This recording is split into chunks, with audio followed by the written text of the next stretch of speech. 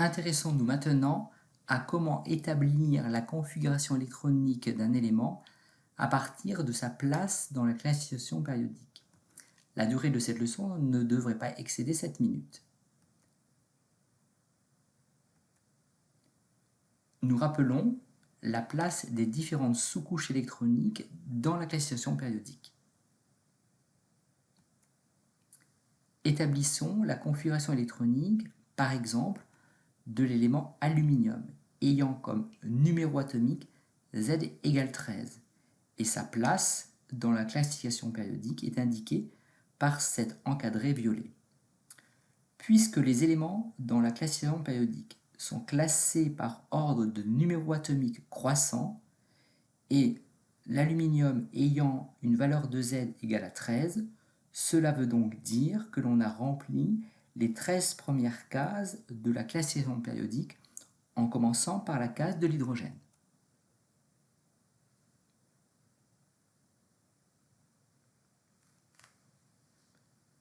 Ce qui revient à remplir les sous-couches 1s, puis 2s, puis 2p, puis 3s, et enfin la première case de la sous-couche 3p pour arriver à 13 électrons répartis. On remarque que l'ordre de remplissage des sous-couches que nous venons d'effectuer correspond au même ordre que celui établi à partir de la règle de Gleshkovsky. On dira donc que la configuration électronique de l'aluminium dans son état fondamental à partir de sa place dans la classification périodique est 1s2, 2s2, 2p6, 3s2, 3p1. Prenons l'exemple maintenant du brome, dont le numéro atomique est 35.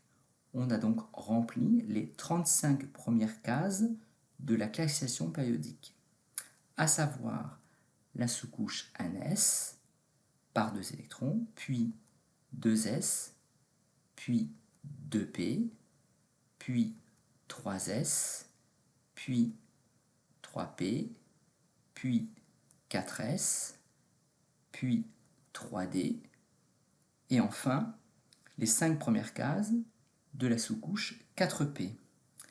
Ainsi, la configuration électronique du brome dans son état fondamental, selon sa place dans la classification périodique, est 1s2, 2s2, 2p6, 3s2, 3p6, 3d10, 4s2, 4p5. On n'oublie pas, évidemment, de remettre les sous-couches par ordre de n croissant et par ordre de L croissant, pour une même valeur de n. Intéressons-nous maintenant au cas des éléments appartenant au bloc D. Prenons l'exemple du molybdène, MO, dont le numéro atomique est 42, et sa place dans la classification périodique est indiquée par l'encadré en rouge. On remplit donc successivement et entièrement la sous-couche 1s, puis 2s, puis 2p, puis 3s, puis 3p, puis 4s, puis 3d, puis 4p, puis 5d, et enfin les 4 premières cases de la sous-couche 4d. Ainsi, on dira que la configuration électronique du molybdène dans son état fondamental, selon sa place dans la classification périodique, est 1s2, 2s2, 2p6, 3s2, 3p6, 3d10, 4s2, 4p6, 4d4 et 5s2. Autre exemple, par exemple celui du tungstène W, dont le numéro atomique est 74. On remplit donc successivement les sous-couches 1s, puis 2s, 2p, 3s, 3p, 4s, 3d, 4p, 5s, 4d, 5p, 6s2. Puis, à partir de la 6s2, on remplit tout d'abord la 5d1, Puis ensuite, on va remplir la sous-couche 4F totalement. Et en 3, revenir à la 5D2. Puis, à partir de la 5D2, aller jusqu'à la 5D4 pour arriver à 74. Et nous pourrons donc dire que nous avons rempli entièrement la 4F14 et la 5D.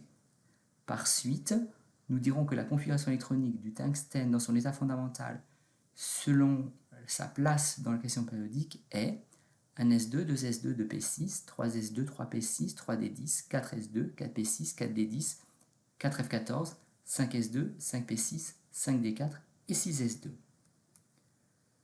Intéressons-nous maintenant aux éléments du bloc F et on procède de la même manière. Par exemple, prenons le cas de l'europium, dont le numéro atomique est 63. On remplit successivement et totalement toutes les sous-couches jusqu'à la 6s2, puis on remplit la 5d1, puis en 2, on va remplir la sous-couche 4f.